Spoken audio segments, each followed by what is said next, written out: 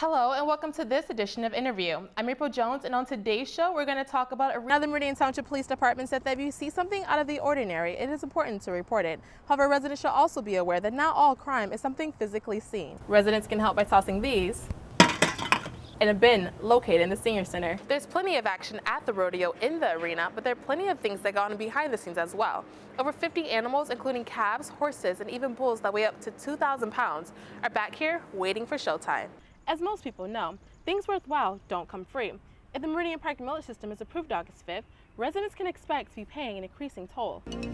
The ranking looked into things such as stress factors, crime rates, education levels, walkability ratings, and more. Well, joining us today to talk further on this topic is the Mayor of East Lansing, Nathan Triplett. Every 67 seconds, someone in the United States develops Alzheimer's. It's a disease that's affecting many, many people and many families, and it's stealing our memories and it's stealing our people from us. So we're hoping to start finding some wins for the Alzheimer's Association. Alzheimer's disease is the 6th leading cause of death in the United States. And there is no cure for it. We don't have a survivor walk like cancer would. And more than 5 million Americans are living with it. I remember the confusion when my grandmother got sick and nobody knew what to do.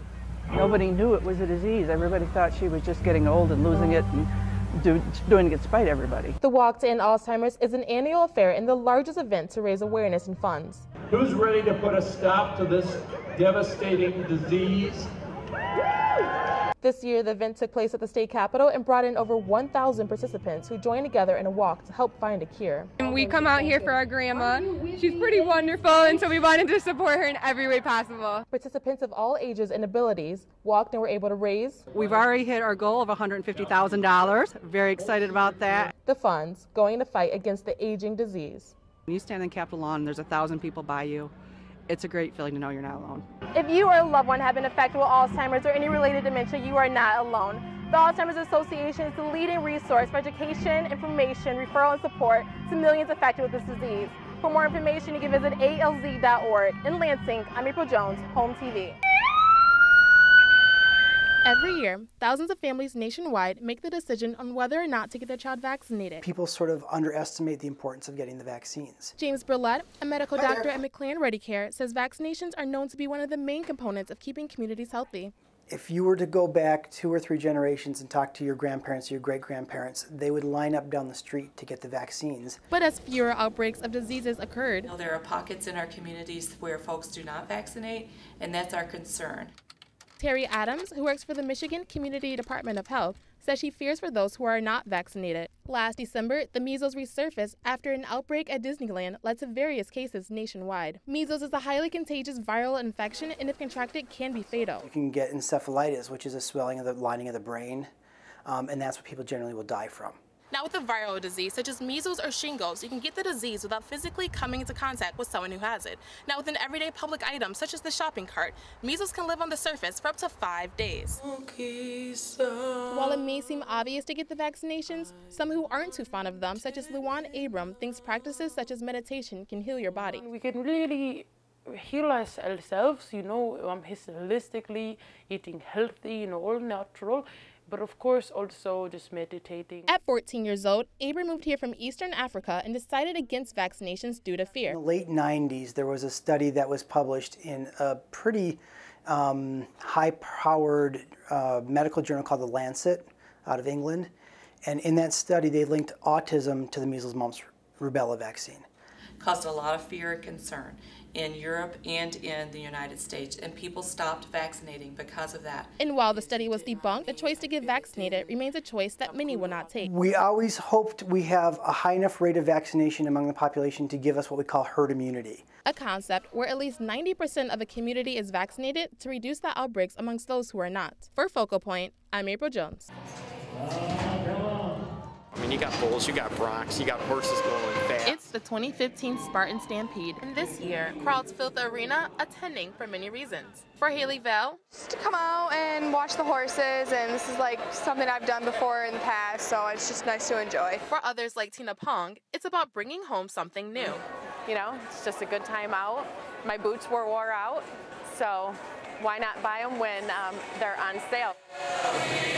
But for Mitch Carter, He comes for the thrill. It's a huge adrenaline rush. If you're an adrenaline junkie, bull riding is something for you.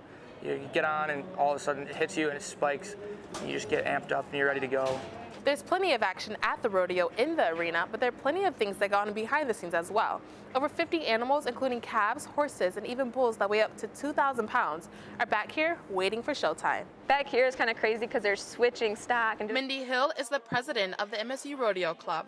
She says this year, the rodeo brought in more than 300 competitors from over 22 states, including Canada. And with 7 events in about 2 hours, there's little time to rest. The audience doesn't see what goes on back here, but the audience, every time there's an event change or anything, there's a clown, the announcers, like there's always something going on. And everything's pretty quick paced. And for club member William Seeger, that usually means cleaning up what's left behind in the stalls. We're getting out like all the soiled sawdust and basically like the poop. So we're able to resell these for the contestants that are coming in. But at the end of it all, I'll probably spend at least 50 hours here, if not more, over the weekend. So everybody is usually so tired that we all want to sleep. They're really tired by the time it's over, but it's memories that will absolutely, everybody says it'll last a lifetime. It really does. Making everything worth the time and effort. For Focal Points, I'm April Jones. Plans for the new fire station are moving forward after a unanimous vote by the Township Board awarded Wieland-Daveco Corporation nearly $300,000 for professional construction management services. The new station, which will be built at the corner of Okemos Road and Central Park Drive, will replace the Central Fire Station on Clinton Street, which closed earlier this year. We have now hired a contractor to oversee the building of the fire station. We believe that will be in the best interest of construction. They'll get the best fit and finish, quality, at the lowest price. Because previous bids were all over budget, Wieland-Daveco, along with Township Manager, Fire Chief, and DLZ Architects, will meet weekly to make sure the station gets the best bang for the Township's buck. We will go through everything that we can possibly think of to make sure the station is built under budget and that the station gives us everything that we think we need to have to serve our residents. The new station will include additional amenities such as separate living quarters and showers for both male and female workers, a community room for training purposes, as well as additional offices for fire officials. The fire chief says by having everything under one roof, the station will run more efficiently, which in turn will better help serve the community. The goal is to have the final design finished by mid-November so we can get it to the Township Board. If the Township Board approves the design, a new process will begin. We send out invitations to bid to probably 200 subcontractors, and it'll be not just in mid-Michigan, it'll also go to maybe Oakland County, it'll also go to West Side to Grand Rapids, and we're looking for a lot of activity for bidding. And so when we get those bids in, we sit down with the customer and we analyze them. Wieland-Daveco plans to break ground in late March of 2015 and have the new station up and running by the following December. In Meridian Township, April Jones, Home TV. Well, that's all the time we have for this edition of Interview. You can follow us on Facebook or Twitter at Home TV using the hashtag interview, and of course, hometv.net. I'm April Jones. Thanks for watching.